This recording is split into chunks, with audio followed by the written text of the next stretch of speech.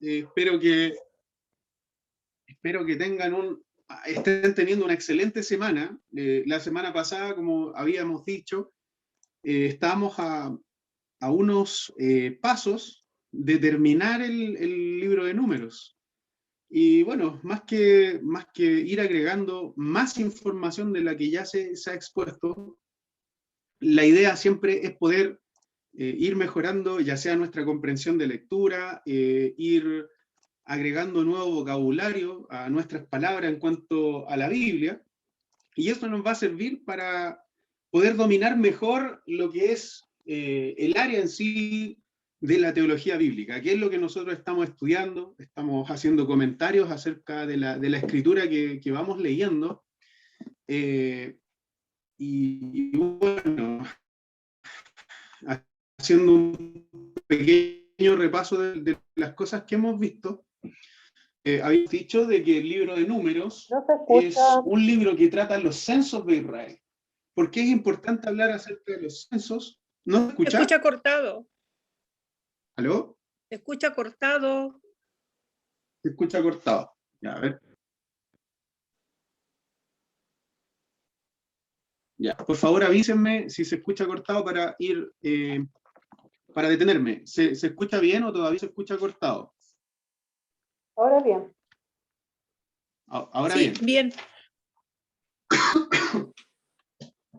Ok, entonces, como les había dicho, es importante hablar de los censos porque debía el pueblo salir ordenado de la tierra en la que ellos se encontraban.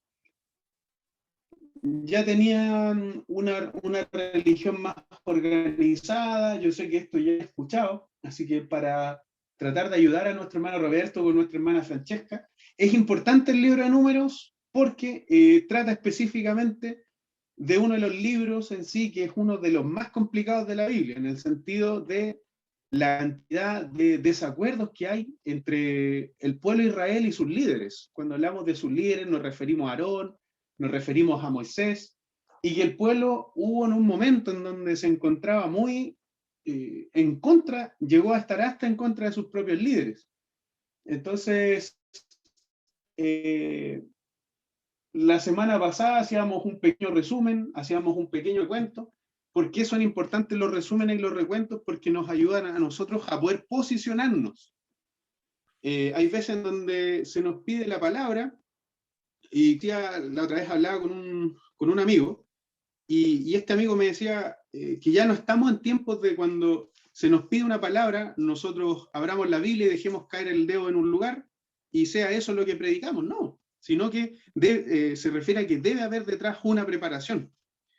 Habíamos dicho la semana pasada que si podíamos resumir el libro de Números en una frase, era la siguiente, que era: a causa de su falta de fe, los hebreos tomaron una desviación de 40 años por el desierto. Y que habíamos dicho que algunos de esos, la mayoría de esa generación murieron porque no le creyó al Señor lo que el Señor podía hacer. Habíamos visto también desde el capítulo 10, verso 11 al 12, verso 16, el pleito entre María y Aarón, que criticaban a Moisés, y que veíamos que había un deseo de María, un deseo paterno, por así decirlo, porque hace una persona muy importante para la vida de Moisés, pero que no está respetando el liderazgo de Moisés. Entonces comenzó a murmurar por el hecho de que quizá ella veía que habían cosas que Moisés no estaba haciendo de acuerdo a lo que ella creía correcto. Entonces ella tuvo lepra, el pueblo de Israel tuvo que detenerse y tuvieron que esperar a que el Señor la sanara para poder partir. Entonces María había sido expulsada del campamento y el pueblo tuvo que esperar hasta que ella se volviera a reincorporar a la comunidad a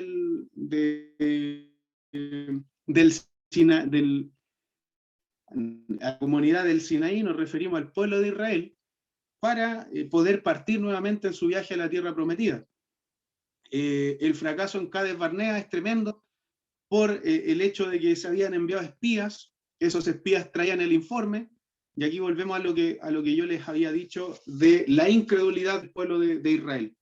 Y donde toda esa generación lamentablemente se perdió.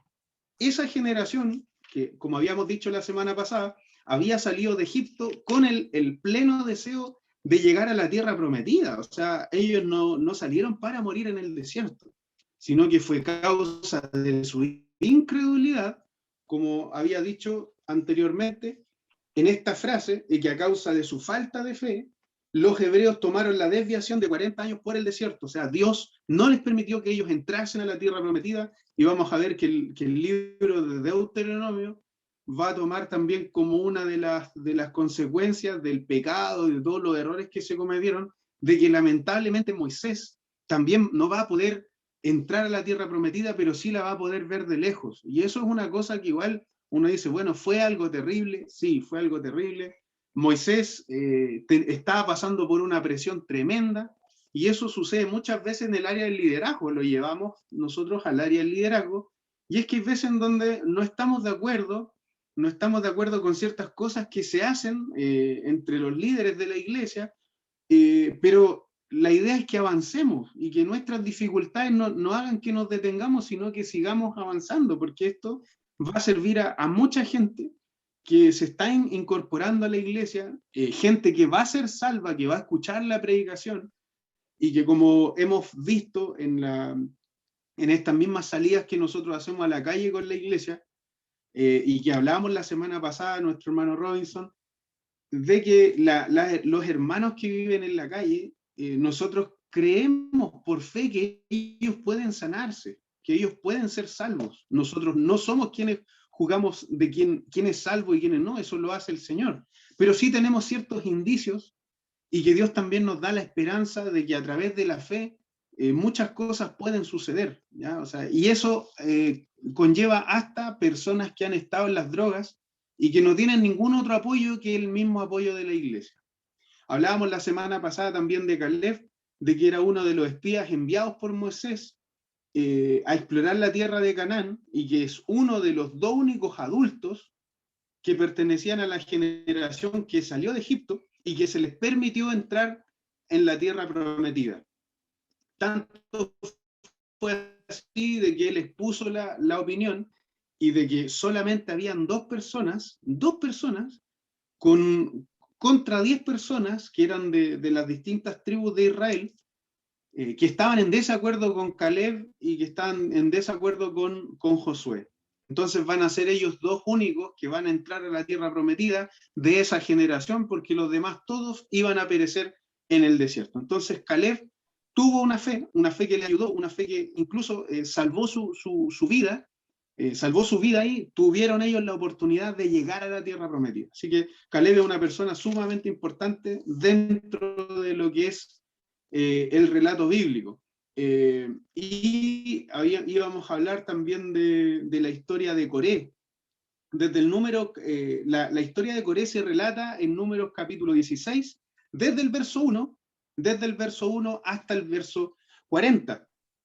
Aquí en lo que ustedes están viendo es la consecuencia de la incredulidad que yo les había dicho anteriormente. Primero, que la incredulidad en sí, y una de sus consecuencias, es que denigra el carácter de Dios. O sea, los israelitas habían visto las grandes obras de Dios, como el Señor los había hecho cruzar en seco, había metido al ejército del faraón en las aguas, había perecido ahí en ese lugar el ejército del faraón, Dios les había dado alimento del cielo que ninguno de los padres anteriores, ni Abraham, ni Jacob, ni Isaac, y ninguno de esos santos padres, digámoslo así, que fueron padres en la fe, que independiente de su testimonio, ellos creyeron finalmente al Señor.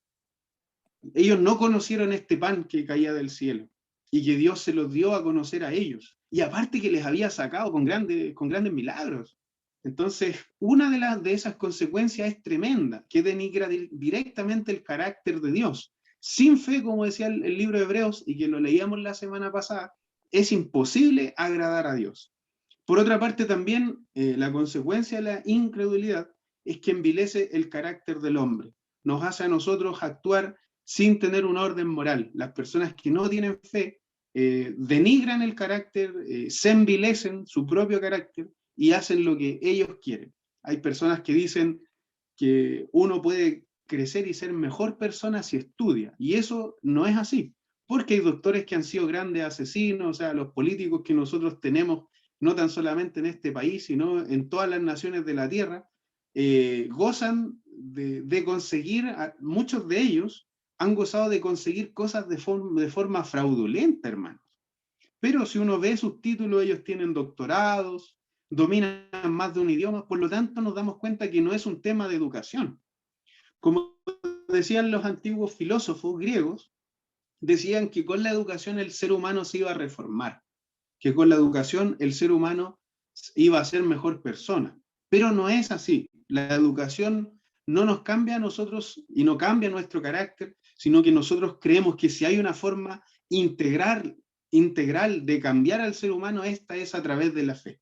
Entonces, por ejemplo, hemos hablado del Centro de Rehabilitación Cachapoal, que es un lugar donde hemos ido bastantes veces, y que ahora por obviamente temas de organización no hemos vuelto a ir por el tema de la pandemia, pero vemos que hay personas que han cambiado su forma de ser, que antes robaban, que habían estado en la cárcel, que habían defraudado a sus propios padres, estos hermanos, pero que ellos a través de la fe, a través de creer en el Señor, de tener una comunión, de abandonar su vida pasada, llegan entonces a la conclusión de que, llegamos nosotros a esa conclusión de que a través de la fe hay un cambio total, ¿ya? Hay un cambio total. Vemos a los hermanos ya que no andan diciendo garabatos, sino que ahora ya van cambiando su vocabulario y lo van mejorando, porque esas cosas van muriendo de a poco en nuestra vida, porque es Dios quien a través de la fe va obrando en nosotros. Entonces vemos a través de este testimonio y de los hermanos de Cachapoal, de que la incredulidad, la falta de fe, envilece el carácter del ser humano.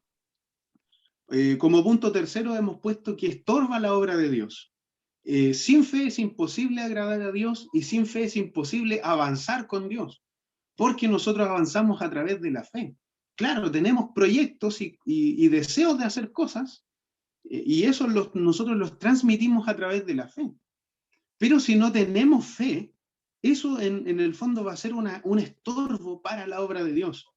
Yo he dicho en bastantes ocasiones que teólogos de siglos pasados decían que muchos milagros que se narraban en la Biblia no eran milagros, sino que eran mitos, y que la Biblia debía ser desmitificada. Decían algunos de esos teólogos como Rudolf Bultmann. Rudolf Bultmann decía que Jesucristo no había resucitado porque la resurrección en sí no existe, porque no hay nadie que resucite.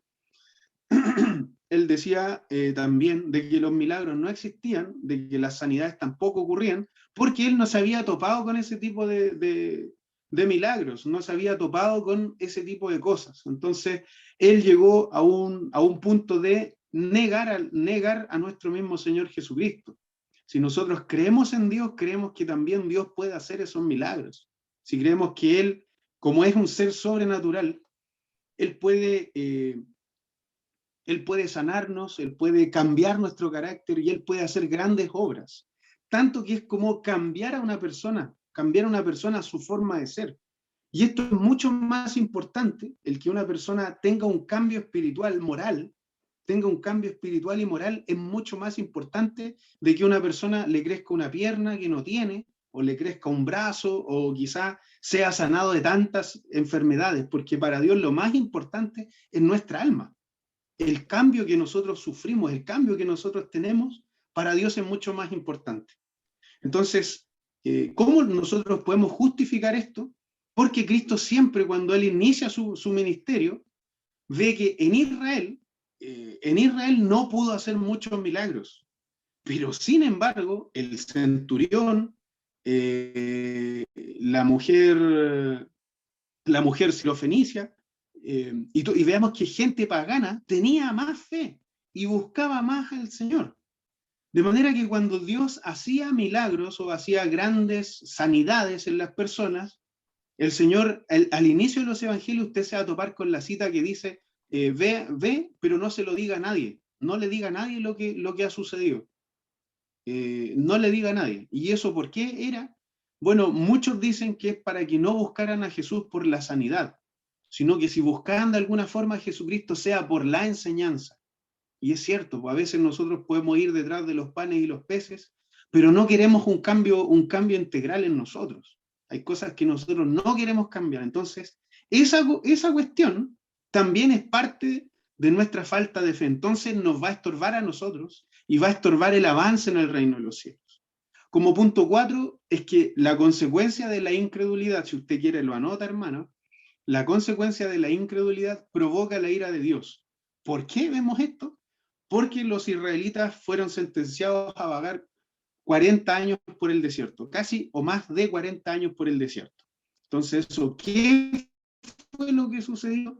Fue que ellos no creyeron en que podían destruir a esos gigantes. Pero sin embargo, de esos 12 espías que se enviaron, solamente 2 creyeron, que era Josué y Caleb. Y que nosotros vemos que Josué tiene su propio libro, donde se narra la historia de Josué como líder militar, como un gran líder que quiere que el pueblo no se aparte de la palabra de Dios.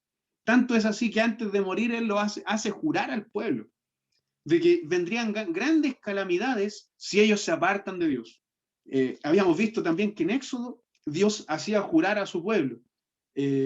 No es que lo fuerce a jurar, sino que Dios le decía, yo he hecho grandes cosas por usted, mínimo lo que ustedes tengan que hacer sería creer en mí.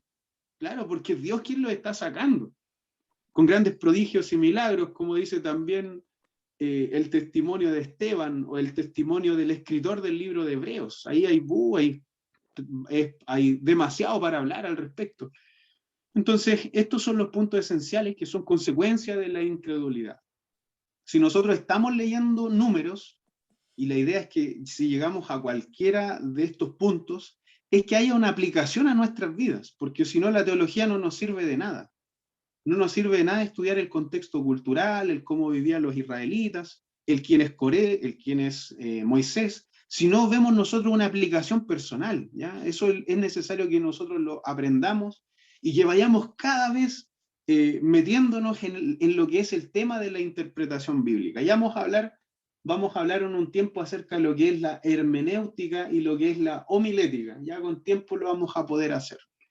Pero eso es importante que tengamos presente que las consecuencias de la incredulidad hizo que el pueblo de Israel, la mayoría de esa generación, fuera sentenciado a vagar 40 años por el desierto.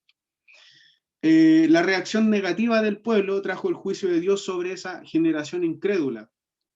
Y es algo lamentable porque estos 2 hombres que cargan aquí con estos frutos son gente que cree, hermano, son gente que tiene la fe en el Señor y que ellos creen pese a que las demás personas no confíen en lo que Dios puede hacer allá. Dios fácilmente podía destruir a los gigantes, a esos gigantes que habitaban la tierra, a esos gigantes que estaban ahí presentes en ese lugar y que tenían su puesto militar, tenían sus puestos militares, y que vemos que los israelitas no tenían ni una intención de pelear contra ellos. Entonces, bueno, eso fue uno de los grandes errores del pueblo. ¿Qué más podemos decir? La controversia acerca de la autoridad. Desde el capítulo 16 al capítulo 19, íbamos a decir que, bueno, íbamos a leer el capítulo 16, pero en realidad nos vamos a tener que saltar ese capítulo. Porque aquí, ¿quién es importante? Uno de los personajes era Coré, hermano. Coré era un levita que codiciaba el sacerdocio de Datán y de Abiram. Y él alegaba tener preeminencia por ser rubenita, o ser uno de los primogénitos de Jacob. Entonces él decía, bueno, tengo ascendencia, mi sangre pertenece a esta casta, digámoslo así, pertenece a lo que es la genealogía de Rubén, del primogénito de Jacob. Y aquí tenemos una enseñanza súper importante, porque sea quien sea, venga de donde venga, tenga la sangre que tenga, una de las grandes debilidades va a ser que Coré no va a reconocer la importante posición de Dios, la importante posición que Dios le había dado a Datán y a Abiram. A Coré se le olvidó de que sus reclamaciones eran en contra de Dios y no contra Moisés. O sea, él se está imponiendo sobre el liderazgo pero de una forma rebelde, no de una forma, no es que Dios lo había llamado a él para hacer tal cosa, sino que él, por su propio carácter, por su propio deseo y por el deseo pecaminoso de liderar sin ser nombrado por Dios, que como lo habíamos dicho la semana pasada, hay siervos que se dicen, no, yo soy evangelista, yo hago esto otro, estas son mis credenciales, pero claro, ellos se han levantado solos y es por eso importante el testimonio detrás de cada uno de ellos, que son invitados ya sea a predicar, ya sea son invitados a hacer trabajos importantes dentro de la iglesia. Es necesario que se vea cuál es el testimonio de esa persona. Si esa persona lleva años sirviendo en la iglesia, o es un neófito, una persona que no se preocupa de aprender más acerca de la palabra, de ir creciendo acerca de la palabra de Dios, y que lamentablemente una de las grandes debilidades no fue en sí Coré, sino el pueblo, hermanos, el pueblo, porque el pueblo parte del pueblo siguió a Coré. ¿Cuál es una de las lecciones que nosotros podríamos aprender desde el capítulo 19 de este tipo de controversia? Y específicamente sobre Coré, es que en ocasiones existe una delgada línea entre la meta y la codicia. Eso también puede ser falta de fe, falta de fe. Si yo no creo lo que Dios puede hacer en mi vida, voy a comenzar a codiciar las otras cosas. Por eso Dios mismo dice en su mandamiento que no debemos codiciar ni la mujer de nuestro prójimo, ni el esposo de nuestro prójimo, ni las cosas, ni las posesiones que tiene, porque Dios también nos las puede dar. Y que en el fondo esas no son las cosas más importantes, porque lo más importante es la salvación, y eso no es codiciable, es un regalo que Dios nos da a todos nosotros. Que por más que estudiemos teología, por más que estudiemos la Biblia, si no entendemos esto, de que Dios puede hacer estas grandes obras a través de la fe, no vamos a dar con lo que la Biblia quiere que nosotros aprendamos. Claro, a veces nos podemos detener, no sé, cuántos salieron, de cuánto fue el censo del libro de Números, cuántos censos existieron, y todos esos detalles que tienen cierta importancia. Pero si no lo aplicamos a la Biblia, a nuestra vida, perdón, no va a tener la suficiente importancia. Otra de las lecciones de la vida de Coré, de esta persona que nosotros vemos en pantalla, es que si nosotros no estamos contentos con lo que tenemos, podemos perderlo sin obtener nada mejor. Y sucedió con Coré, que él perdió todo, perdió todo. Sin embargo, sus hijos no fueron juzgados. Si nosotros leemos estos capítulos, nos vamos a dar cuenta que Dios atacó directamente al pecado de Coré, pero a su familia Dios no la condenó. ¿Por qué? Su familia, quizás muchos no lo siguieron, no siguieron lo que él estaba haciendo, y eso quiere decir que Dios nos toma en cuenta de forma individual. O sea, es cierto que Dios estaba tratando con el pueblo en esta situación, porque si hay una persona rebelde, claro, Dios estaba tratando con la rebeldía de esta persona que quería llegar al poder y hacer las cosas a la pinta de él. Dios estaba tratando a través de esta situación, pero también hay un trato individual, y que ese es importante el cómo estás tú, el cómo estoy yo.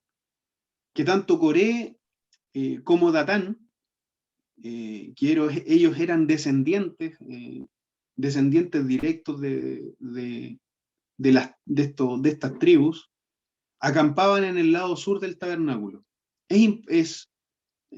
Aquí nosotros vemos que venga de donde venga, sea rico, sea pobre, tenga mucho estudio, tenga poco, para Dios soy igual que cualquier otra persona, y que lo más importante es nuestro corazón, es cómo estamos nosotros espiritualmente.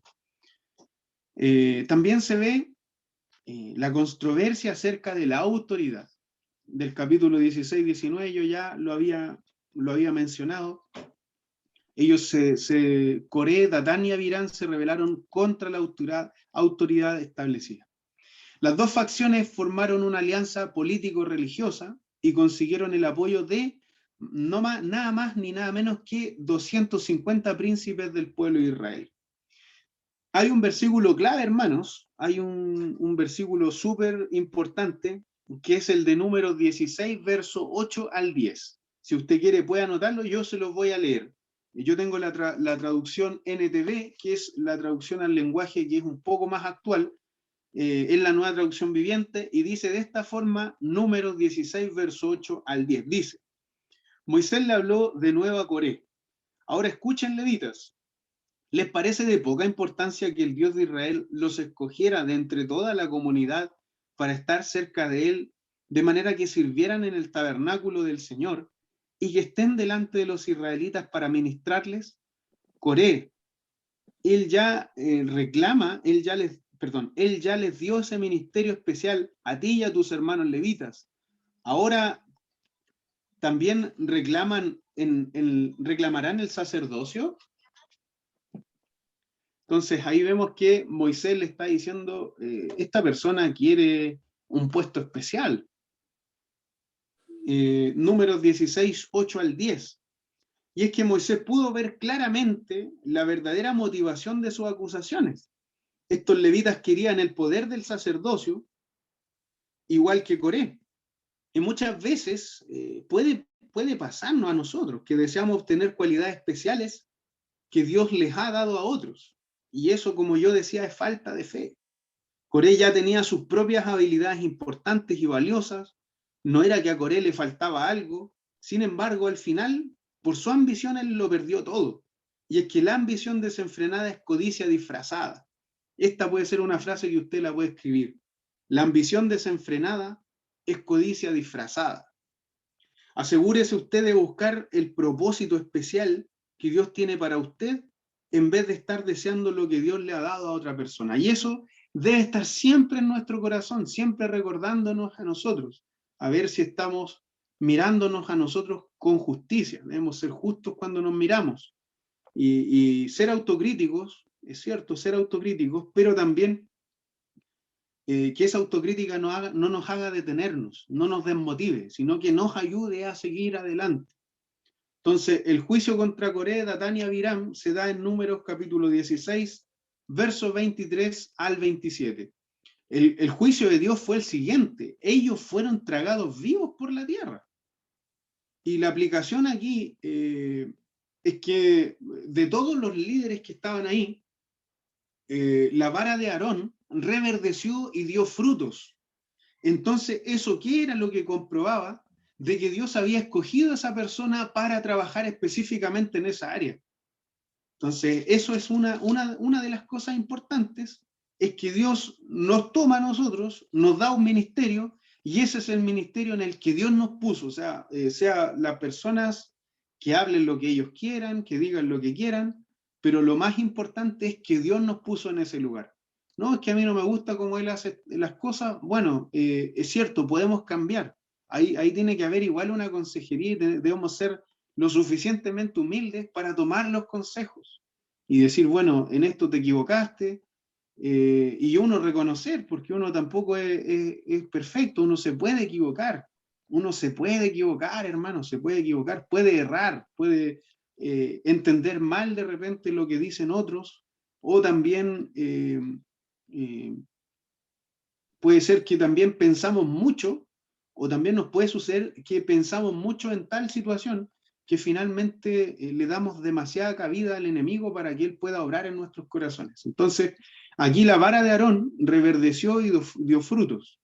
Eso quiere decir que Dios fue quien directamente puso a este siervo a ese ministerio. Esto está en Números 17, que es donde la vara de Aarón brota, y es donde todos ven que Aarón es elegido por Dios para hacer ese trabajo específicamente.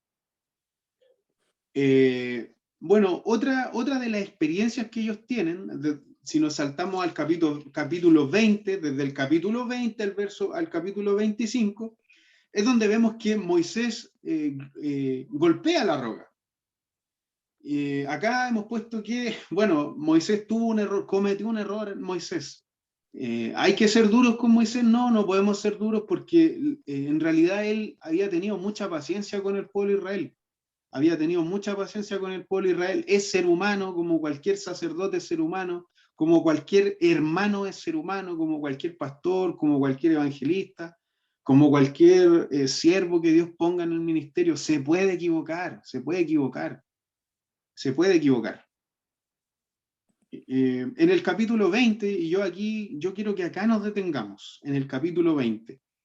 Vamos a ir todo entonces a Números capítulo 20, y vamos a leer desde el versículo 1, le vamos a pedir a nuestra hermana Francesca, si es que está por ahí, no sé si estará disponible, hermano Roberto. Sí. Hermano, sí está a la escucha, pero yo hablo por ella, no sé qué Ok. está escuchando aquí, pero está en otra situación. Ok, bien, entonces Pero yo, vamos a dar... Ok, entonces nuestro hermano Roberto va a leer Números capítulo 20, desde el versículo 1 hasta el versículo 5. ok, La hermana Cecilia va a leer entonces desde el versículo 6 hasta el versículo, le vamos a dar hasta el versículo 8.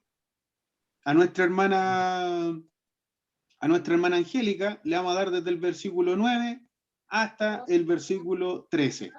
Ya ahí vamos a ver este punto importante de esta generación que, bueno, que se manda uno y otro condoro, hermano. Así como buen chileno se manda uno y otro error, tanto de que fuerza la paciencia de sus líderes. Así que démosle lectura, hermano Roberto.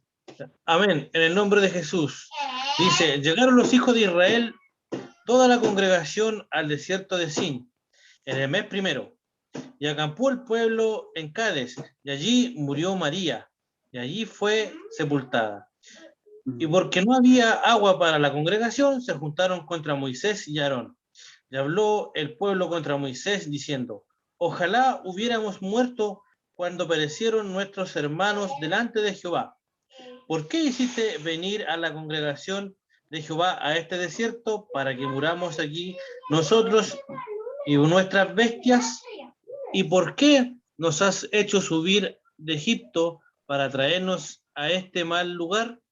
No es lugar de cementera, de higueras, de viñas, ni de granadas, ni aún de agua para beber. Ok.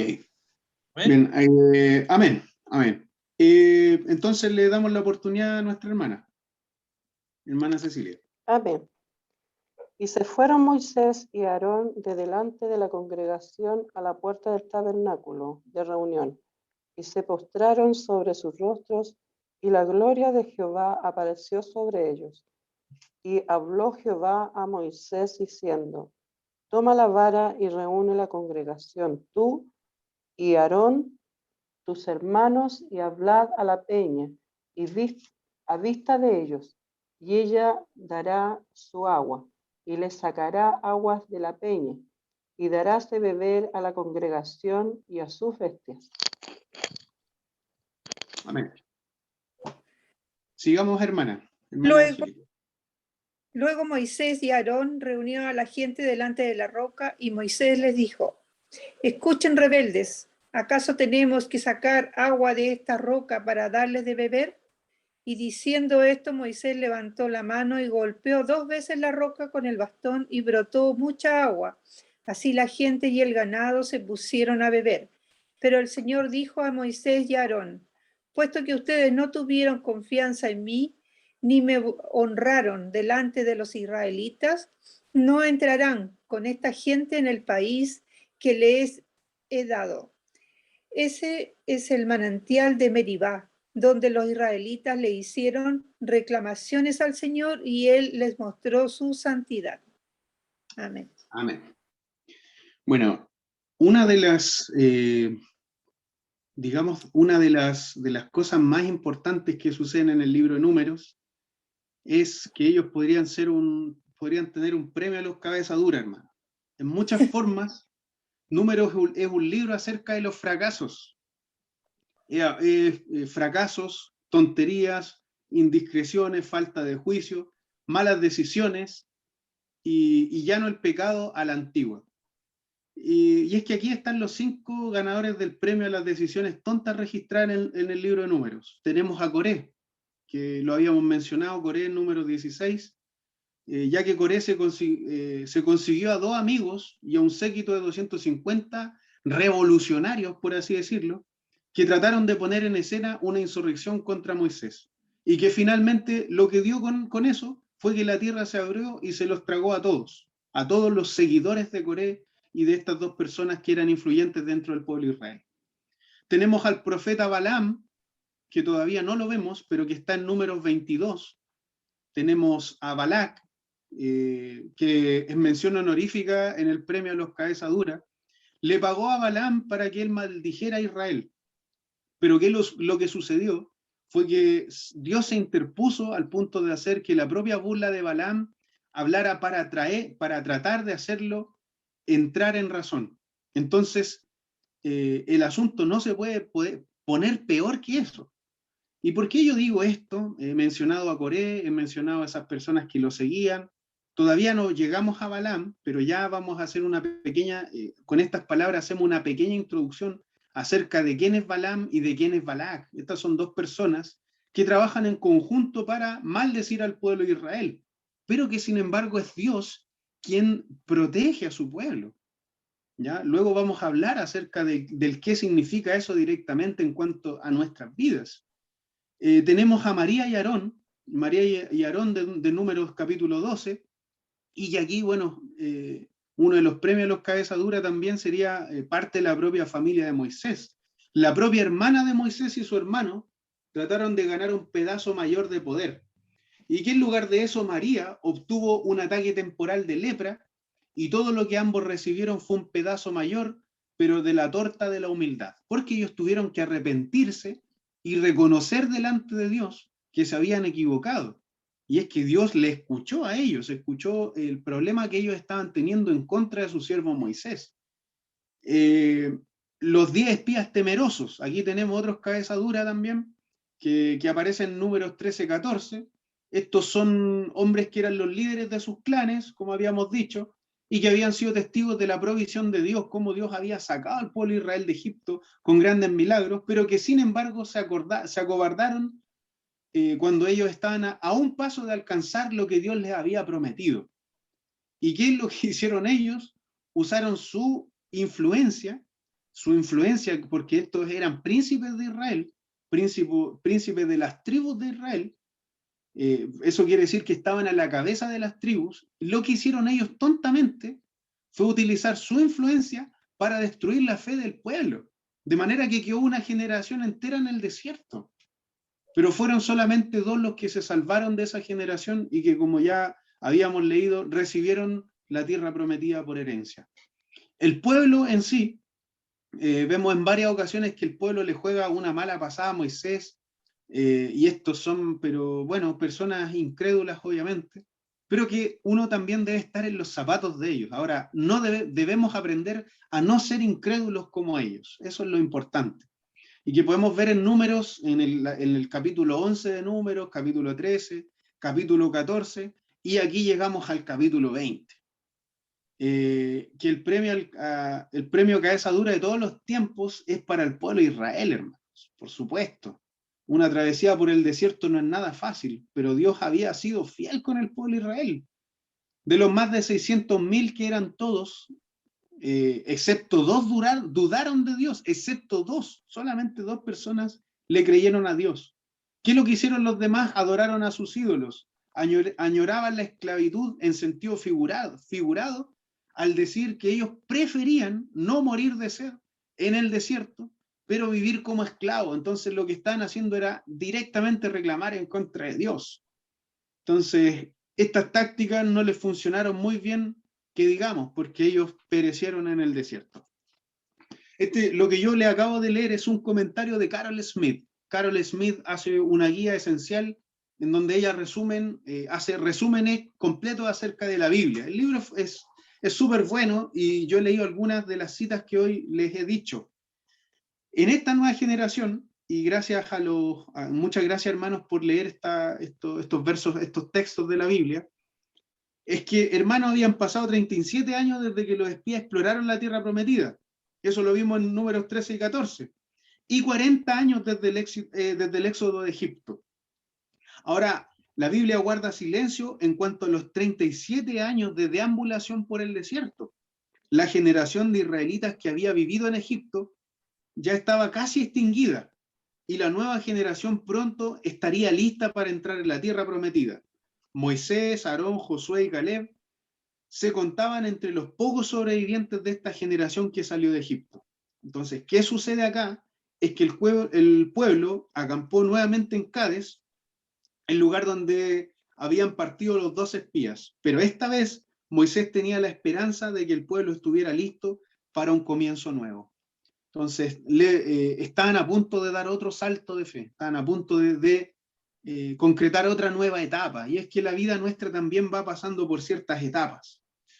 Después de andar 37 años por el desierto, los israelitas se olvidaron de que su deambulación era por consecuencia del pecado. Ellos no querían reconocer que ellos mismos eran los causantes de sus problemas, así que culparon a Moisés nuevamente por su condición. Ahora, por lo general, nuestros problemas son el resultado de nuestra desobediencia o falta de fe. Hay veces en donde nosotros pasamos por situaciones difíciles porque somos nosotros mismos quienes nos metemos al hoyo, somos nosotros los que nos metemos al barro. Y ahí tiene que ir Dios a sacarnos de ese lugar. Entonces, si tomamos malas decisiones, si cometemos errores, si no preguntamos a Dios, no podemos entonces culpar a Dios por nuestros propios pecados. Hasta que aceptemos esta realidad, experimentaremos poca paz y no creceremos espiritualmente. Hace unos meses atrás, yo hice un comentario acerca de un evento que ocurrió en España. Esto fue en una página de internet. Hice un comentario acerca de unas niñas que fueron asesinadas en Alcázar. Eso fue en España, hace bastantes años atrás. Y después de mucho tiempo, una persona me respondió en un comentario que yo hice en una página, porque la gente comienza a culpar a Dios de las cosas que hacen los seres humanos. Entonces me dijeron, tú y tu Dios, o tu Dios es quien tiene la culpa. Y yo le decía, pero Dios no tiene la culpa de la maldad que hay dentro de la humanidad. Dentro de la humanidad está el mal por causa del mismo pecado. Yo lo he dicho una y otra vez. Pero aquí tenemos nosotros una gran consecuencia, que es que nuevamente Dios se enoje con nosotros. Y lo que sucedió acá en Alcácer fue que unas niñas fueron matadas, fueron asesinadas de una forma terrible, pero que la gente empieza a culpar a Dios de estas cosas que hacen los seres humanos. O sea, son los seres humanos los que generan las bombas, han sido seres humanos los que han creado enfermedades, han sido seres humanos los que han hecho guerras, que han, gracias a esas dictaduras de países que están en África. La mayoría de las dictaduras que hay en África son de personas que son comunistas, son de izquierdas, y lamentablemente, o sea, esto, lo que estoy diciendo no es políticamente correcto. Las dictaduras que se están generando allá, que llevan bastante tiempo en África, la mayoría de esos dictadores son comunistas. Lamentablemente han causado una tremenda, una cantidad de eliminación de tribus completas, hermanos. Y esa gente que hace esas cosas. Hace años atrás veía un documental en donde la persona que realizaba este documental le hacía una crítica a los países de Europa. Y él decía que anualmente se queman toneladas, se botan toneladas y toneladas de comida en países de Europa para las empresas mantener los precios altos del alimento, de la vestimenta y de todas esas cantidades de bienes que podrían servir para gente pobre. Pero ellos prefieren botarlo en vez de regalarlo. Prefieren botar eso en vez de regalárselo a otra persona. Toneladas y toneladas de comida se pierden anualmente, se botan, porque ellos quieren mantener los precios altos. Y ahí vemos la maldad del ser humano, no es Dios. Ricardo, le escucho, hermano. Disculpe que lo interrumpa, lo que pasa es que adelante, por favor. De fuerza mayor me voy a tener que desconectar solo por este lunes de la clase. Lo que pasa es que tenía una reunión que era a las 21:30, pero la adelantaron. Entonces me están diciendo si me puedo conectar, así que por ahora voy a tener que abandonar, pero después yo me pongo al día.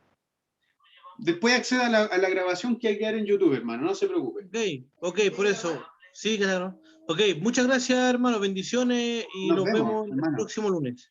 Amén, bendiciones. Hasta luego, chao, chao. Hasta luego. Bien, entonces, como les decía, es que es el ser humano quien causa estas cosas. Es el ser humano quien provoca estas situaciones. Dios le dijo a Moisés que le hablara a la roca. Verso 12. Dice, sin embargo, el Señor le dijo a Moisés y a Aarón, puesto que no confiaron lo suficiente en mí para demostrar mi santidad a los israelitas, ustedes no los llevarán a la tierra que les doy. Y ahí está digamos, la respuesta de Dios a Moisés y a Aarón. Por eso este lugar se conoce como las aguas de Meribá, como leía nuestra hermana Angélica. Meribá significa discusión, porque allí el pueblo de Israel discutió con el Señor y él demostró su santidad entre ellos. O sea, Dios es santo, Dios no se deja tampoco manipular. Entonces, Dios le dijo a Moisés que le hablara a la roca, sin embargo, Moisés la golpeó.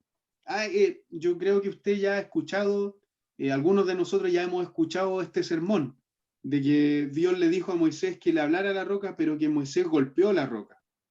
Y esto no fue una sola vez, sino que fueron más de una vez, fueron 2 veces. Dios hizo el milagro, pero Moisés se apropió del mérito cuando él dijo, ¿acaso debemos sacarle agua de esta roca? Entonces ahí el poder que tenía Moisés se lo estaba atribuyendo a él mismo, porque él obviamente había perdido ya la paciencia. Había perdido ya la paciencia con el pueblo de Israel. Y ahí él había hecho una pregunta en el verso 10, donde él dice, luego él y Aarón mandaron a llamar al pueblo a reunirse frente a la roca. Escuchen ustedes los rebeldes, gritó. ¿Acaso debemos sacarles agua de esta roca? Entonces ahí el milagro, ¿quién se lo está atribuyendo? A él mismo, a Moisés. Cuando suceden sanidades, cuando una persona quiere entregarse al Señor, claro que hay ahí un trabajo de un hermano, pero es Dios quien obviamente hace la obra. Yo voy a predicar el Evangelio, voy a hablar acerca de Dios, pero es el Evangelio, es el Espíritu Santo quien convence al ser humano de pecado. No sé, bueno, hay una creencia de la iglesia evangélica de que todos tenemos una corona y de que cada vez que nosotros nos ganamos a un alma para el reino de los cielos, o decimos de esa forma, nos ganamos nosotros un alma, porque obviamente le predicamos a esta persona, le hablamos de Dios, esta persona comenzó a ir a la iglesia, cambió su forma de vivir, y ahí uno dice, oh, lo que yo hice. Y lo que uno hizo en realidad fue hacer lo que tenía que hacer. Siervo bueno, fuiste, lo poco que te pedí, eso hiciste, dice la parábola de nuestro Señor Jesucristo, entra entonces al gozo de tu Señor. Entonces, lo poco que debías hacer, eso hiciste. Y eso fue una buena decisión que tú tomaste. O sea, está parte de nuestro albedrío ahí, en obedecer al Señor. Pero que en el fondo es Dios quien convierte, es Dios quien sana, es Dios quien hace el milagro, es Dios quien transforma a las personas. Moisés acá no glorificó a Dios y se atribuyó el milagro a él. Por esta razón Dios le prohibió entrar en la tierra prometida. Quedó él y quedó también su hermano Aarón. Y aquí hay una pregunta que nos surge. ¿Fue demasiado severo el castigo de Dios para Moisés? Después de todo, el pueblo anteriormente lo había fastidiado y difamado, y se había rebelado contra él y contra Dios. Y ahora lo estaba haciendo otra vez. Otra vez el pueblo estaba dando problemas. No obstante, Moisés era un líder y era el líder modelo de la nación. A causa de su gran responsabilidad, su desobediencia no se podía castigar ligeramente. Entonces, ¿qué sucedió? Moisés desobedeció conscientemente el mandato de Dios y lo deshonró ante el pueblo. Entonces ya no era solamente el pueblo, sino que ahora era Moisés. Entonces, esta puede ser una de las aplicaciones a nuestras vidas, es que si Dios hace un cambio en otra persona, no va a ser por nosotros. Obviamente uno puede esforzarse por ayudar a las personas y eso es lo que Dios quiere. Dios quiere que nos esforcemos, Dios quiere que prediquemos el Evangelio, pero Él finalmente es quien hace la obra. Son las a ver, son las 9:14. No sé si alguien quiere agregar algo a lo que estamos diciendo, que por favor pueda comentar algo al respecto. Y para saber también que están aprendiendo, porque si no me siento muy solo aquí hablando.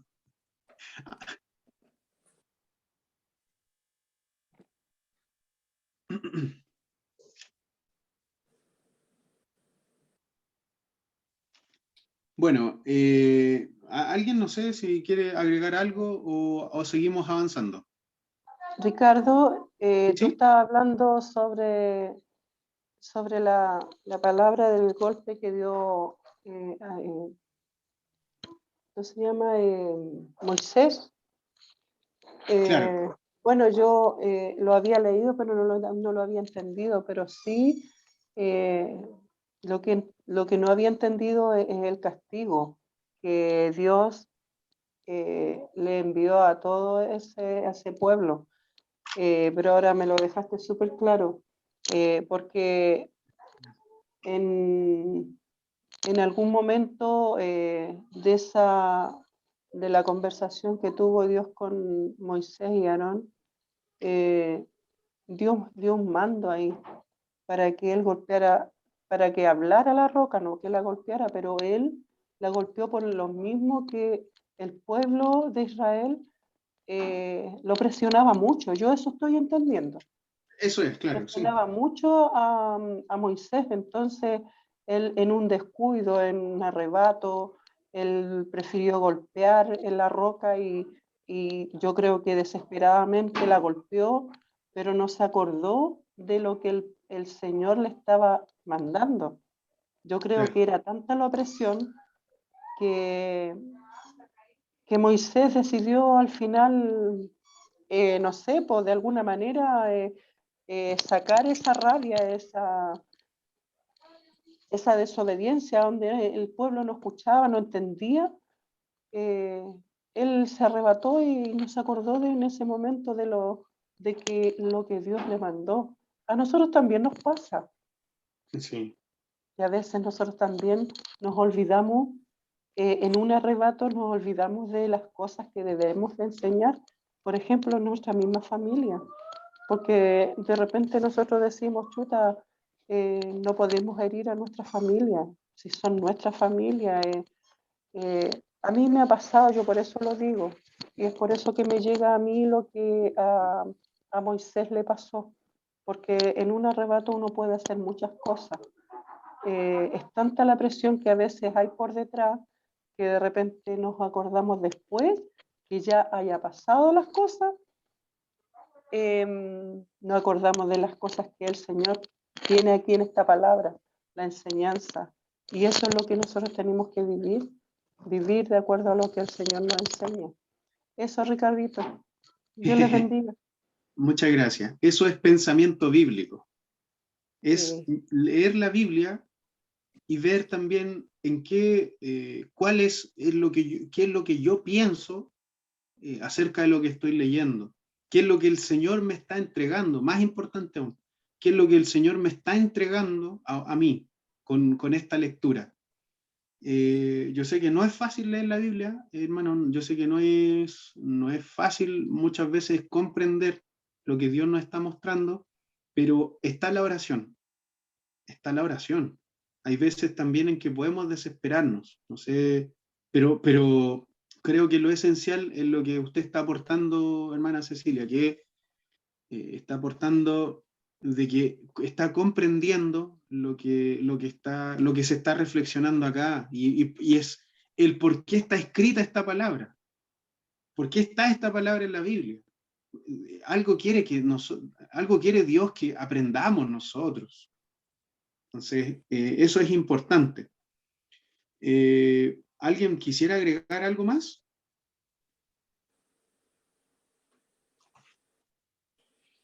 Lauren Richards, Lauren Richards, voy a continuar entonces. Lauren Richards, con respecto a esta situación, él hace la siguiente pregunta. Él habla acerca de la desobediencia de Moisés. Y él pregunta, ¿qué hizo Moisés? Dios le dijo que tomara su vara y le hablara a la roca. en vez de eso, habló airadamente al pueblo e hirió la roca con su vara, porque eso es lo que dice la traducción Reina Valera, o sea, golpeó la roca y la hirió con su vara. El versículo 12 nos deja claro que es falta de fe, dice Lauren Richards. ¿Por qué es falta de fe? Porque fe o confianza es esencialmente una respuesta apropiada a la palabra de Dios. Sea esa respuesta para reclamar una promesa divina u obedecer a una orden divina. Miren qué importante. Voy a volver a repetirlo. ¿Por qué declara esto que es falta de fe? Porque fe o confianza es esencialmente una respuesta apropiada a la palabra de Dios. Debemos tener fe y confianza hacia la palabra de Dios. Y sea esa la respuesta para reclamar una promesa divina u obedecer una orden divina. O sea, hay una consecuencia del obedecer y el de tener fe y confianza a esa orden divina, porque algo bueno viene, ¿cierto? Moisés no obedeció, y así su respuesta fue tan incrédula como lo fue la negativa anterior del pueblo al entrar a Canaán. Esto está en Números 14. Por lo tanto, el castigo también fue el mismo para él. Moisés, como el resto de la generación adulta del Éxodo, morirá antes de que el pueblo de Dios entre a la tierra prometida. Ahora, aquí hay una interpretación con respecto a la roca, que siempre que leemos el Nuevo Testamento, hay en algunos lugares, ya sea de las epístolas, se habla acerca de la roca. Y con respecto a este suceso de la Biblia, algunos ven un significado simbólico en la orden de Dios de hablar en vez de herir la roca, porque creen que la roca representa a Jesucristo. ¿Dónde está eso? En 1 Corintios capítulo 10, verso 4. Y aquí, en 1 Corintios 10, verso 4, la roca es quien representa a nuestro Señor Jesucristo. Cristo fue herido con la muerte una vez. Fue muerto una vez, ya que eso fue suficiente para proveer nuestra salvación. Para Moisés, herir otra vez la roca era simbólicamente poner en tela de juicio la suficiencia del único sacrificio de Cristo. Entonces acá hay una figura de nuestro Señor Jesucristo, como dice Lauren Richards, y que está en el hecho de golpear la roca. La roca es Jesucristo, y que Cristo fue herido con la muerte solamente una vez. Y ya que eso fue suficiente para proveer a toda la humanidad salvación. Cristo no puede venir de nuevo a morir por nuestros pecados. Él murió una vez y para siempre. Entonces, para Moisés, herir otra vez la roca era simbólicamente poner en tela de juicio la suficiencia del único sacrificio de Cristo. Entonces aquí podemos llevar este texto, y es la idea, hermanos, es la idea de que la Biblia es cristocéntrica. Según con la reverencia que nosotros tomemos la Biblia, es como nosotros estamos entendiendo a Jesucristo. Queremos estar cerca de la Escritura, queremos aprender lo que dice la Escritura, porque estamos conociendo a Cristo, cómo Cristo se revela en cada episodio de la Biblia. Este es un hecho histórico que nosotros acabamos de leer y que nos ayuda a nosotros a comprender el que debemos tener confianza en el Señor. Tener confianza en el Señor. Es fácil perder la paciencia, es fácil perder la paciencia, es fácil que los conflictos exploten, pero ahí lo importante no es el conflicto en sí, sino el cómo enfrentamos nosotros la situación. Esta actitud de Moisés de no glorificar a Dios le privó a él como líder para alcanzar la promesa de entrar y poseer la tierra prometida. Y que por otra parte, también Moab no le permite el paso y se produce otra vez una murmuración. Vamos a dar un break, son las 9:23. Vamos a dar un pequeño break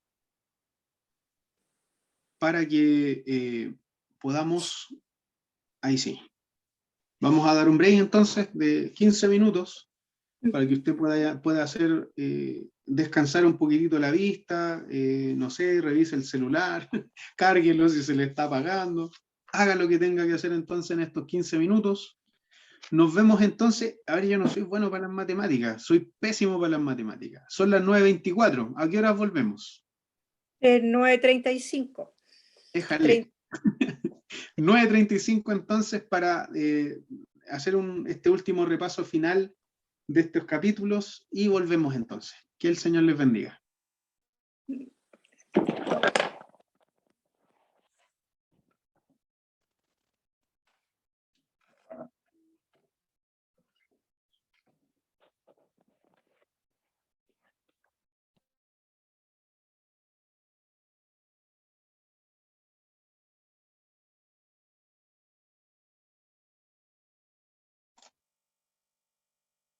Ok, hermanos, vamos a continuar entonces con lo que nos queda de esta clase para finalizar el tema del episodio del capítulo 20. Hay una palabra de Alonso Choquel. Alonso Choquel es un erudito católico. Y él hace da una enseñanza con respecto a esto súper buena, súper buena. Él dice lo siguiente, en el comentario al capítulo 20 del libro de Números, versículo 1 al 13, dice: agua de la roca, sentencia contra Moisés y Aarón. Él dice lo siguiente: tenemos un relato paralelo sobre el agua de la roca, con unas características muy similares a Éxodo capítulo 17, verso 1 al 7. También con grandes diferencias. Una de ellas es el doble golpe que propicia Moisés a la roca con su vara y la reacción negativa de Dios sentenciando a Moisés y Aarón a no entrar en la tierra prometida. Esto bien podría ser la forma narrativa de anticipar la noticia de muerte de Aarón en el desierto. Se trata de uno de estos relatos etiológicos que tratan de explicar costumbres o circunstancias históricas que no tienen una explicación científica. Seguramente la tradición israelita siempre se preguntó por qué Moisés y Aarón no condujeron al pueblo también en la conquista de la tierra prometida.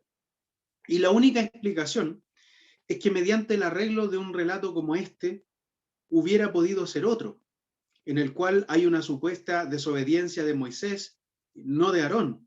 Incluso los términos de la falta de Moisés no son claros, según lo que dice Alonso Choquel. Y allí él se hace una pregunta: ¿por qué increpó al pueblo en lugar de increpar a la roca según lo mandado? ¿O por qué golpeó 2 veces la roca en lugar de una? Con todo, esa no es la preocupación del redactor. Lo que le importa es tratar de demostrar que pese al papel de Moisés y su figura hizo peso delante de Dios, no por eso podía darse el lujo de contradecir su plan. O tal vez porque ni siquiera Moisés, el gran caudillo, el gran mediador, el que hablaba con Dios cara a cara, ni siquiera él podía entrar a la tierra de libertad según el criterio del mismo plan divino. No era la primera generación, sino la siguiente será la que entre en el país, con excepción, claro está, de Josué y de Caleb. Él termina diciendo lo siguiente: podríamos tomar este relato como una especie de recapitulación ilustrada de lo que ha sido hasta ahora las etapas del desierto, desaliento, tentaciones de regresar al sistema socioeconómico egipcio, murmuraciones y rebeldías, protestas por parte del pueblo, de sus mismos dirigentes. Son fracasos e infidelidades de las cuales ni Moisés ha estado exento. Dios ha castigado en su momento, pero no ha aniquilado por completo la semilla del pueblo con la que llevará adelante su propuesta de liberación. Y que ésta no se reduce solo a la salida de Egipto, sino que incluye además la travesía del desierto, la conquista de la tierra y puesta en marcha de un proyecto de igualdad y de justicia. Para Alonso Choquel no está bien claro lo que tiene que ver con la roca, pero si nosotros vamos al ala protestante, el comentario devocional a la Biblia de estudio del Diario Vivir nos deja bastante claro lo que está diciendo. La Biblia nos deja claro de que Moisés, acá también él se equivocó. Lauren Richard dice que hubo una desobediencia de parte de Moisés. Pero lo bueno de este comentario que hace Alonso Choquel es que él señala de que el mismo deseo del pueblo era el de regresar al sistema socioeconómico egipcio, donde ellos podían hacer lo que quieran, pero iban a seguir viviendo una vida de esclavos. Y eso es lo que representa a nosotros, si nosotros lo traemos al punto actual, es la esclavitud del pecado. Si nosotros hemos salido de Egipto, no debemos tener el deseo de volver atrás nuevamente. Eso es como negar a Cristo directamente. No sé qué piensan ustedes de esto.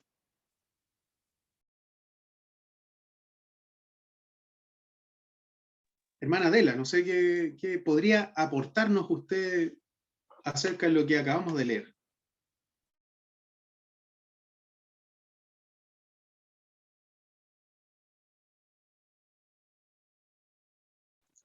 Me estoy tomando un té.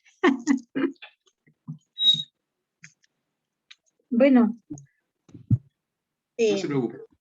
de lo que estábamos hablando del capítulo 21, Es del capítulo 20. del 20. Sí.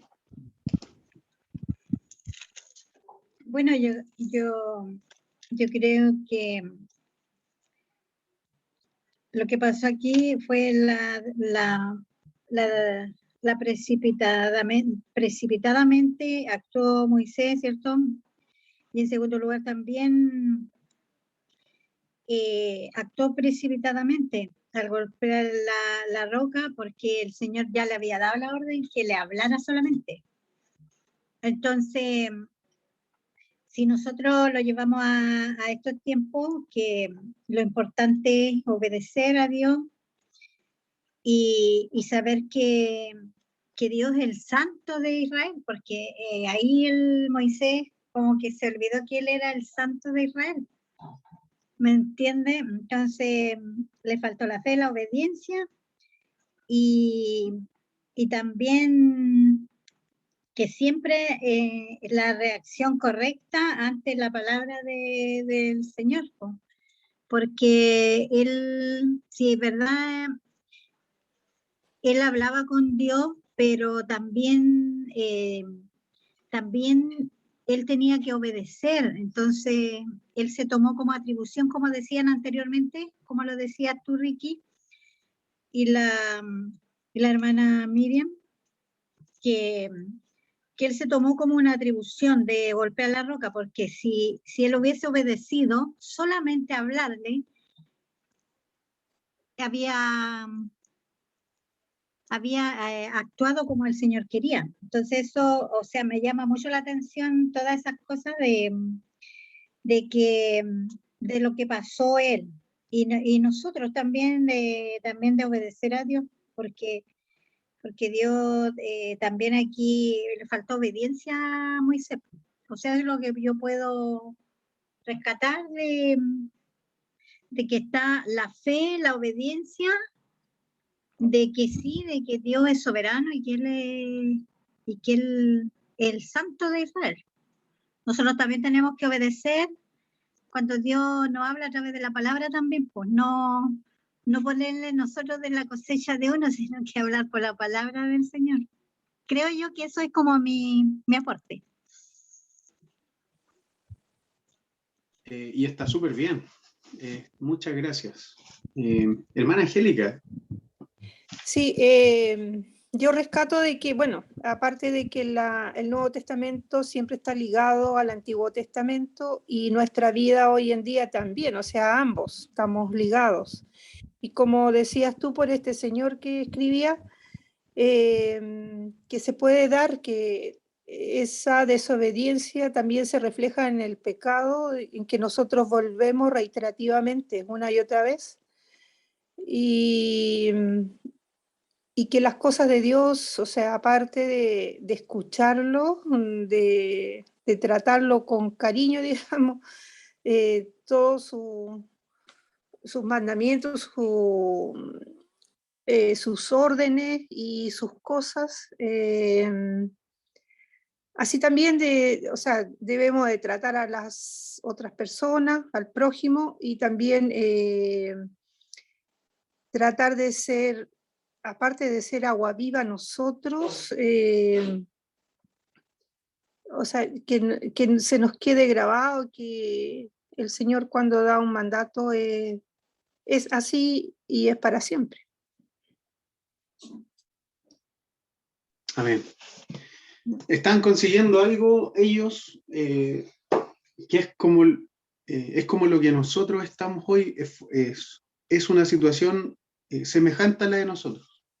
Sí. Nosotros estamos luchando diariamente por no alcanzar la salvación, porque las sectas son los que creen eso, de que a través de sus propias obras el ser humano puede llegar a la salvación.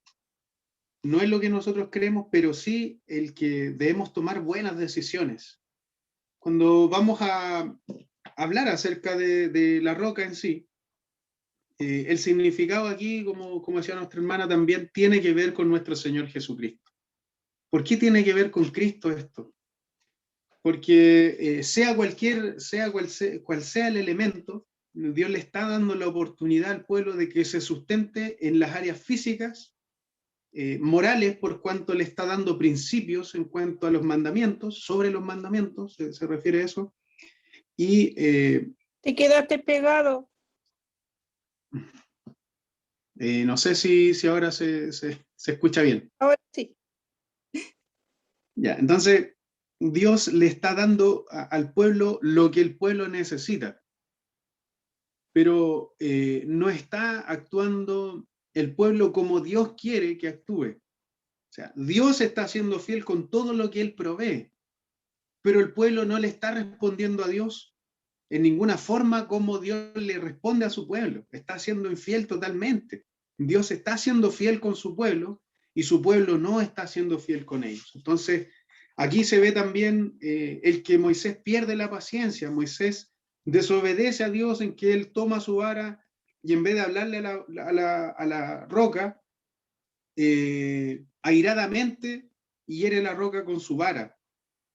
Entonces eso declara la falta de fe, la falta de paciencia. Moisés no obedeció y su respuesta fue tan incrédula como la fue la negativa anterior del pueblo antes de entrar a Canaán.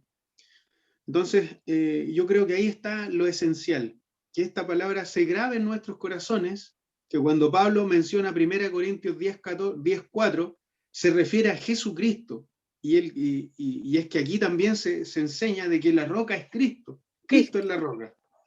Cuando la Biblia también habla con respecto a la entrada de roca en el diccionario, y yo creo que aquí ya es momento que nos metamos al diccionario, vamos a ir a la palabra roca, que está en la página 1013 o en la página 1013 del diccionario que nosotros estamos utilizando en cada clase.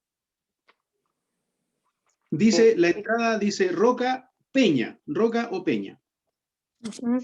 Casi todas las regiones occidentales accidentadas y montañosas de Palestina. Bien, entonces vamos a leer esta entrada y nos va a ayudar a nosotros a poder comprender mejor el significado espiritual de este punto. Para algunos no queda bien claro. Luis Alonso Choquel, este comentarista, es súper bueno, a mí me gusta mucho. Pero claro, él dice que en cada hecho sobrenatural no hay una explicación científica. ¿Cuál es la explicación científica a que una persona le hable a la roca o le golpee y que de ese golpe salga agua? No está haciendo una alegoría el texto no está diciendo al parecer sucedió esto o salió como agua de la roca cuando Moisés golpeó. No, está dando un hecho sobrenatural y ese hecho sobrenatural no tiene una explicación científica. Es lo que está diciendo Luis Alonso Choquel. Y es cierto, no tiene una explicación científica, pero a través de la fe estas cosas suceden. O sea, y la fe obviamente es la que compensa a ese lado que el ser humano siempre ha tenido ese ligue, siempre ha tenido ese llamado. El ser humano está tan atraído a las cosas espirituales de que los mismos ateos siempre suelen hablar de Dios. Y ellos están siendo muy sinceros, a diferencia de hermanos dentro de la iglesia que no quieren saber nada de Dios. O sea, en este sentido, el ateo está posicionalmente mejor en su área moral que una persona que está dentro de la iglesia y que no tiene deseos de buscar a Dios. ¿Vemos cuál es la diferencia ahí? El ateo siempre está hablando de Dios y que a través de su razonamiento crítico, a través de la ciencia, él busca respuestas. Ahora estamos hablando de un ateo sincero, no de una persona que si encuentra la verdad no se va a querer convertir en cristiano o en creyente. Estamos hablando de ateos sinceros, de ateos que sinceramente buscan la verdad, no de personas que no les sirve a un Dios porque no quieren vivir moralmente como si Él existiera. O sea, si saben que Dios existe y ellos confirman que Dios existe, van a tener que cambiar su forma de vivir. Y eso es lo que mucha gente no quiere hacer. Vamos entonces a la entrada de Roca y Peña. Y leemos todos juntos entonces. Casi todas las regiones accidentadas y montañosas de Palestina tienen peñas. Entre ellas se pueden contar la de Oreb, que aparece en Jueces capítulo 7, verso 25, la peña de Etam, etc. Las peñas de Oreb y de Meribá son famosas por ser las que Moisés golpeó para dar agua a Israel. Y aquí tenemos también otra referencia en Deuteronomio 8:15. Como punto aparte, el editor dice, Dios es llamado la roca de su pueblo. Y aquí él da bastantes referencias. Deuteronomio, se va al libro de Salmos, se va a Reyes, se va a Segunda de Samuel, donde se dice a sí mismo la roca de Israel. Segunda de Samuel 23, verso 3. Isaías 30, verso 29. Y la roca de los siglos. Isaías 26, verso 4. Ahora, Ricardo, disculpa que te moleste. Mira, no se preocupe. ¿te acuerdas de que yo estaba pidiéndole palabra al Señor? Porque quería alimentarme. Y bueno, y aquí mismo yo fui a la Biblia, que me llevó a Deuteronomio 32:4. Y sale acá. Y dice, Él es la roca, cuya obra es perfecta, porque todos sus caminos son rectitud. Dios de verdad y sin ninguna iniquidad en Él. Es justo y recto. Amén. Gracias, Ricardito, y disculpa. No, muy bien, muy bien. Eso es lo que tenemos que hacer.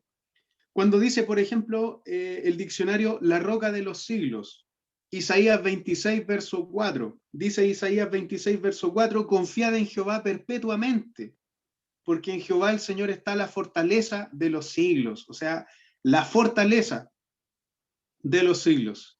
En la roca de Israel, si vamos a Segunda de Samuel, vamos a detenernos un poquito para darle más carne a esta interpretación, a lo que está exponiéndonos el editor. Segunda de Samuel, capítulo 23, verso 3. Si usted lo tiene, hermana, por favor, léalo. No, no lo tengo. Pero ya, yo lo tengo acá. Lo acabo de encontrar. 23, verso 3 dice así. Y su palabra ha estado en mi lengua. El Dios de Israel me ha dicho, me habló la roca de Israel. Habrá un justo que gobierne entre los hombres, que gobierne en el temor de Dios. Será como la luz de la mañana, como el resplandor del sol en una mañana sin nubes, como la lluvia que hace brotar la hierba de la tierra. No es así mi casa para con Dios. Sin embargo, Él ha hecho conmigo pacto perpetuo, ordenando en todas las cosas y será guardado. Aunque todavía no haga Él florecer toda mi salvación y mi deseo, mas todos los impíos serán todos ellos como espinos arrancados, los cuales nadie toma con la mano, sino que el que quiere tocarlos se arma de hierro y hasta de lanza, y son del todo quemados en su lugar. Entonces aquí lo que nos expone el escritor de este texto específicamente es que el Dios de Israel se refiere a sí mismo como la roca de Israel. Entonces el escritor dice, me habló la roca de Israel. ¿Cuál es la roca de Israel? ¿En dónde se tenía que afirmar su pueblo? En Dios.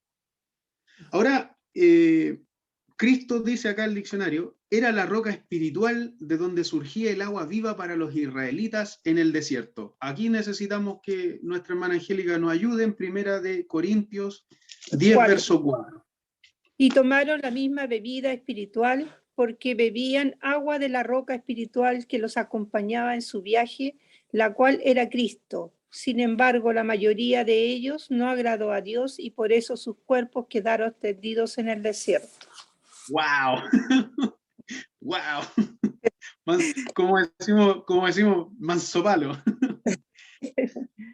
Bueno, con ello entonces Pablo indica que la peña de Oreb era un tipo del Señor, o sea, un tipo del Señor, golpeado por nosotros. Éxodo, aquí la tía Ceci, Éxodo 17, verso 6. Si nos puede ayudar con la Biblia, Éxodo 17, verso 6, y nuestra hermana Adela, Números 20, verso 8 al 12. Le vamos a pedir a nuestra hermana Angélica, este vendría siendo Hechos, capítulo 7, verso 27. Éxodo, ¿cuánto me dijiste, Ricardo? Éxodo 17, verso 6. Nuestra hermana Adela, Números 20, verso 8 al 12.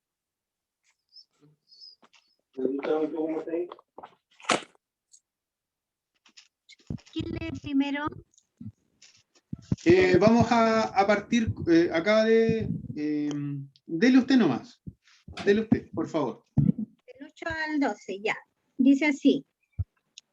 Toma la vara y reúne a la asamblea en presencia de esta, tú y tu hermano le ordenarán a la roca que dé agua. Así harán que de ella brote agua y darán de beber a la asamblea y a su ganado, tal como el Señor se lo había ordenado a Moisés. Tomó la vara que estaba ante el Señor. Luego Moisés y Aarón reunieron la asamblea frente a la roca y Moisés dijo, escuchen, rebelde, ¿acaso tenemos que sacarle agua de esta roca? Dicho esto, levantó la mano y 2 veces golpeó la roca con la vara y brotó agua en abundancia, en la cual bebieron la asamblea y su ganado. El Señor les dijo a Moisés y a Aarón, por no haber confiado en mí, ni haber reconocido mi santidad en presencia de los israelitas, no serán ustedes los que lleven esta comunidad a la tierra que les he dado. Hasta el 12 era, ¿verdad? Sí, no, estamos bien, sí. Entonces, como dice el diccionario, más tarde y en una circunstancia similar, nos estamos refiriendo a Cristo, más tarde y en una circunstancia similar, Moisés debía hablar a la peña en Meribá, no golpearla. Y ahí está la cita que da nuestra hermana Adela. Lo que es una imagen del hecho de que Cristo no debe ser inmolado una segunda vez. Su sacrificio es totalmente eficaz, habiendo sido hecho una vez y para siempre. Entonces, perdón, es Hebreos capítulo 7, verso 27. No es Hechos, es Hebreos. Perdón, me equivoqué. Es Hebreos capítulo 7, verso 27.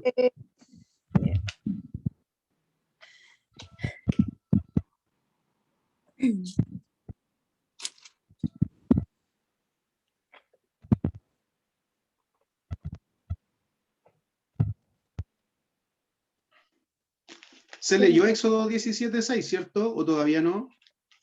Todavía no, Ricardo, estoy esperando. Ya, deme nomás, por favor. Éxodo 17, verso 6. He aquí que yo estaré delante de ti, allí sobre la peña en Horeb, y golpearás la peña y saldrán de ella aguas, y beberá el pueblo. Y Moisés lo hizo así en presencia de los ancianos de Israel. Ahí Dios le dijo que lo hiciera.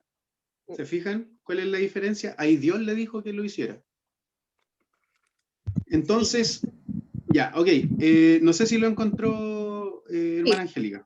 Ahora sí. Ya. Se me perdió. Aquí está. Los otros sacerdotes fueron muchos porque la muerte les impedía seguir viviendo. Pero como Jesús no muere, su oficio sacerdotal no pasa a ningún otro. Por eso puede salvar para siempre a los que se acercan a Dios por medio de él, pues vive para siempre para rogar a Dios por ellos. Era el 7, verso 23, ¿cierto? Hermano, No, aquí el vemos algo. 27. No es como los otros. 27. Sí. 7 verso 23. No es como los otros sumos sacerdotes que tienen que matar animales y ofrecerlos cada día en sacrificio, primero por sus propios pecados y luego por los pecados del pueblo. Por el contrario, Jesús ofreció el sacrificio una sola vez y para siempre cuando se ofreció a sí mismo. La ley de Moisés nombra como sumos sacerdotes a hombres imperfectos, pero el juramento de Dios que fue hecho después de la ley nombra sumo sacerdote a su Hijo, quien ha sido hecho perfecto para siempre. Amén.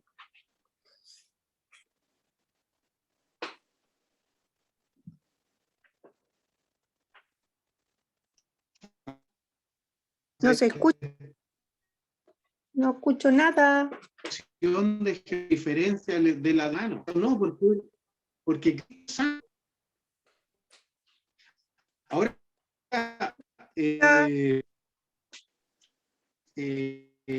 Hebreos.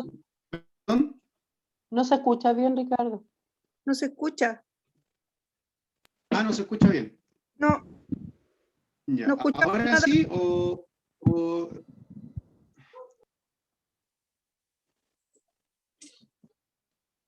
ya estamos teniendo problemas con el internet de nuevo. ¿Ahora sí o todavía no? Ahora sí. Muchas gracias. Gracias por avisarme. Hebreo, mire, aquí hay otra referencia que está en Hebreos 9, verso 28. Estamos hablando de que el sacerdote humano tenía que presentar un sacrificio primero por él mismo, para él santificarse, para él estar aceptable delante de Dios. Cristo no, porque él es santo. Hebreos 9, verso 28 dice: así también Cristo fue ofrecido una sola vez para llevar los pecados de muchos y aparecerá por segunda vez sin relación con el pecado para salvar a los que le esperan. Entonces, aquí vemos que aquel que vino una vez se hizo hombre, vivió de forma humilde, murió, padeció en la cruz, resucitó, pero ahora él va a venir no con relación a salvar a las personas por el pecado, porque eso es a través de la fe. Es creyendo en Jesucristo en que nosotros obtenemos la salvación. Ahí ya no son necesarias las obras, sino que es el mismo Espíritu Santo quien nos va haciendo a través de la fe obras en nosotros y nos va dando nuevos frutos espirituales. Ahora, Cristo fue ofrecido una sola vez para llevar los pecados de muchos y aparecerá por segunda vez, en su segunda venida, sin relación con el pecado, para salvar a los que le esperan, ya sean vivos o muertos. Dice la Biblia que vamos a resucitar de entre los muertos, vamos a salir de la tierra. A eso se está refiriendo específicamente. Esa resurrección, hermanos, es obviamente donde va a ser cuando nosotros recibamos un cuerpo glorificado. Ese cuerpo va a ser como el que Cristo tuvo y se manifiesta en el Nuevo Testamento, donde Él tiene un cuerpo mucho mejor que el de nosotros. Nosotros tendremos un cuerpo semejante al de Él. Ahora, no quiere decir que vamos a ser como Él, vamos a ser semejantes a Él, o sea, en algo vamos a parecernos a Él, en un cuerpo que Él nos va a dar a nosotros.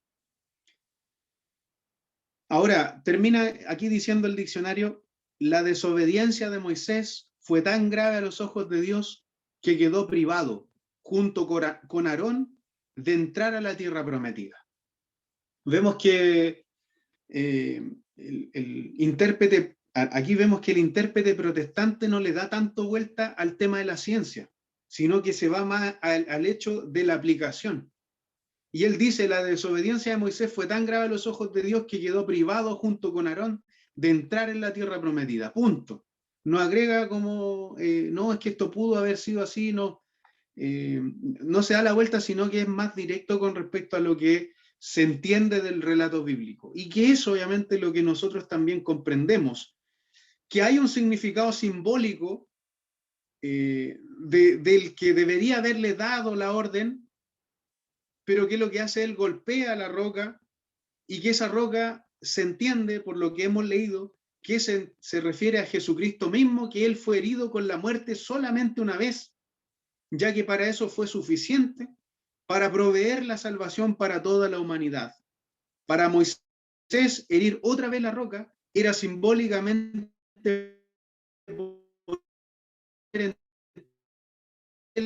Vagamente se está escuchando único mal. sacrificio. ¿Se escucha mal? Nuevamente, pegado, sí, se queda pegado. Bueno, pero ahí terminamos. Ahí sí. Ricardo, en cuanto a lo que estábamos conversando sobre el pueblo, bueno, no sé, pues se me vino en mi mente que a veces nosotros parecemos como bebés que estamos preocupados de que nos den de todo, ¿cierto? Que recibir tanto, y el Señor nos ha dado tantas cosas que en esta vida y en la que vivieron ellos se acostumbraron a recibir, a que todas las cosas que ellos pedían se las dieran así a manos llenas. Pedían condiciones y cosas, o con el hecho de decir estábamos mejor en Israel. Israel era el pueblo no, pues en Jerusalén, no recuerdo dónde estaba el rey, donde estaban, eran No, pues privados de libertad. ¿Qué parte era? No recuerdo, en Egipto. sí. Ya, en Egipto. Entonces preferían decir eso en vez de estar satisfechos con lo que el Señor les daba. Pero a lo que yo voy ahora es que en esta misma vida estamos siendo también como que nos está gustando que el Señor nos dé, y de alguna vez nosotros tenemos que privarnos de algunas cosas. Pero es como parecerse a los bebés, le digo, yo estaba pensando en esto, como los bebés que de repente empiezan a llorar, a llorar y quieren conseguir todo. Y uno como padres, todos se los damos y hacemos mal. Hacemos muy mal en dar todo lo que nosotros podemos dar, porque cuesta, nosotros tenemos que ganarnos lo que realmente con esfuerzo y con la ayuda de Dios hemos podido lograr, y gracias a Él, toda la gloria y la honra sean para Él. Es como eso en la enseñanza que yo tomo de esto. Gracias. Y eso es, pues, eso es, hermana. Dios le ordenó a Moisés que tomara la vara y él la tomó. Le dijo, extiende tu vara para separar las aguas, y así fue. Dios le mandó que le hablara a la roca frente a la comunidad, pero él le habló a la comunidad delante de la roca. Y de esta forma le habló. ¿Acaso tenemos que sacarle agua de esta roca? Está en el verso 10. Al hablar de esa forma, al hablar en forma de pregunta, quedó expuesto su incredulidad. Moisés invirtió el orden de la instrucción divina e hizo algo que Dios no le había mandado. Golpeó la roca 2 veces, lo que ya hemos dicho una y otra vez. En eso consistió su desobediencia y su irrespeto hacia Dios, a quien la roca representaba. En el verso 12, Dios respondió a la falta de confianza de Moisés y de Aarón. sus palabras son tal vez las más inesperadas y sorprendentes de todo el libro. Y yo también lo creo así, hermanos, porque yo también pensé cuando dije, pero ¿cómo? O sea, no tenía idea de eso. Yo pensé que Moisés, cuando lo leí por primera vez, yo pensé que Moisés había entrado a la tierra prometida y que allá había muerto en la tierra prometida. Pero, sin embargo, Moisés y Aarón no llevarían a la comunidad a entrar a la tierra por no haber confiado en mí ni haber reconocido mi santidad en presencia de los israelitas. Verso 12. Es decir, aquí ambos continuarían en el liderazgo, pero no vivirían para ver la posesión de la tierra. Y es cierto lo que dice nuestra hermana Cecilia, hay veces en donde nos somos como bebés pequeños, que tenemos, estamos acostumbrándonos o nos acostumbramos a que todo se nos diera. Y ahí es problema, porque Dios no es un mal padre, Dios no nos malcría. Dios no nos malcría, Él no es un mal padre, Él es un padre perfecto. Entonces, todo lo que hace y nos da es a su tiempo. Y nosotros solamente tenemos que agradecerle y glorificar al Señor siempre, en todo tiempo, como lo hizo José. ¿Se recuerdan de la película que vieron de José? José fue vendido por sus hermanos, José fue traicionado gravemente por sus hermanos, luego después por la esposa de Potifar, pero sin embargo él no recrimina a Dios todas estas cosas y no se queja contra Dios como el pueblo de Israel lo hizo una y otra vez, sino que él finalmente llega a la conclusión diciendo que todo el mal que los hermanos le hicieron a José, Dios lo transformó en bien para ellos y para preservar a su familia. Desde esa familia viene el Mesías, o sea, de esa sangre viene nuestro Señor Jesucristo. Así que Dios usó poderosamente en sus luchas y pruebas a José en Egipto. Amén. Así que Amén. vamos a terminar con una oración. Le vamos a pedir a nuestra hermana Adela que pueda orar para despedir este servicio del discipulado. Ya son las 10:13, así que ya estamos, pero lo más que estamos bien ya con este tiempo. Amén. La verdad que ha sido bien reconfortante este capítulo del día porque hemos aprendido de que tenemos que obedecer al Señor y tener un carácter no como el de Moisés. El Señor nos ayude. Vamos a inclinar nuestro rostro para orar. Eterno Dios poderoso, le damos gracias en esta hora porque usted nos permite, Señor, estar en comunión, Señor, con usted a través de la palabra. Señor Jesús, bendito Dios. Bendiga, Señor, a todos sus hijos, reunidos a sus hijas, Señor. Mi hermano Ricardo, Señor, que se da el tiempo para poder, Señor, hablarnos de su palabra y poder entender mejor. En estas clases, Señor, le damos gracias porque podemos, Señor, cada día aprender un poquito más. Señor amado, abra usted nuestra mente, Señor, porque usted es el dueño del entendimiento, de la sabiduría. Le pedimos, Señor, que usted nos dé un poquito más de sabiduría, Señor, porque usted es el dueño de ella. Señor eterno, le damos gracias porque podemos estudiar su palabra, Señor, aquí en la comodidad de nuestro hogar. Señor amado, por eso le damos muchas gracias. Y también, Señor, bendiga a cada uno de mis hermanas, su familia, sus hijos, sus nietos, Señor. Lloro por mi nieto o mi nieta que viene en camino, Señor, que usted también se preocupa de él, Señor, bendito, porque así es usted, mi Señor. Se preocupa de todo lo que nos hace falta, Señor amado, le agradecemos por su misericordia que usted tiene para con cada uno de nosotros. Por el, Señor, por el vestuario que usted nos da, Señor, por la provisión de cada día que nunca nos ha faltado. Nos zozobra, Señor, en nuestra mesa todas las bendiciones que usted nos da. Gracias por todo eso, Señor, y también por nuestros hijos, Señor, que usted los tiene con salud, con vida.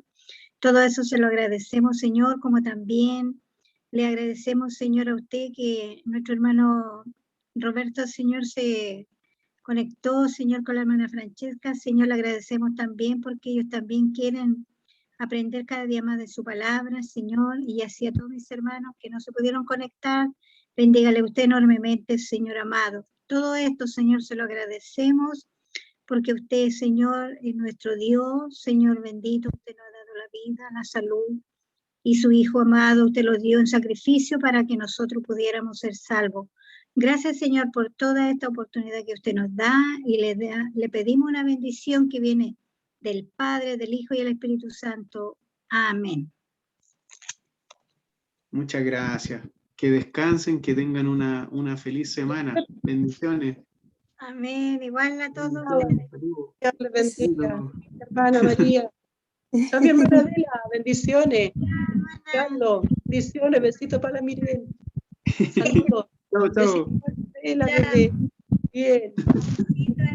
Saludos y la ven. Sí, pues. Vamos a hacer una junta, pronto vamos a hacer una junta para que participemos ahí. Ah, qué bueno. Sí, pues vamos a hacer bendiciones. Tenemos que puro hacer una junta donde podamos estar con mi flaquita. Sí. ¿Cierto, mi Qué amor? bueno. Aquí está mi guachita. Hola, Miriam. Hola, aquí ya ¿Cómo estoy. estás? ¿Cómo estás, bebé? Voy acostada ya. Casita. No, mi amor. Sí. ¿Cómo Bien, estás? aquí estaba escuchando a Ricardo ahí que habla fuerte, así que no saco nada con conectarme de mi celu, po. Oh, Pero bien, gracias a Dios, he estado mucho mejor. qué bueno, menos mal. ¿Pero has descansado mejor? Sí, el sábado y domingo flojeé harto y hoy día que trabajé de la casa, igual Tuviste estoy una mejor descanso. y mi mamita que me ayuda con la comida, así que Ricardo fue a buscar y me trajo hartas cosas ricas. Ay, qué bueno. Dígale a Ricardo que cocine. No le pega mucho. No le pega mucho al cocinado. Así Yo me que, despido, ¿ya? ya mamita, cuídese. Besito, gracias por la Chao, cosita. mijita, bendiciones.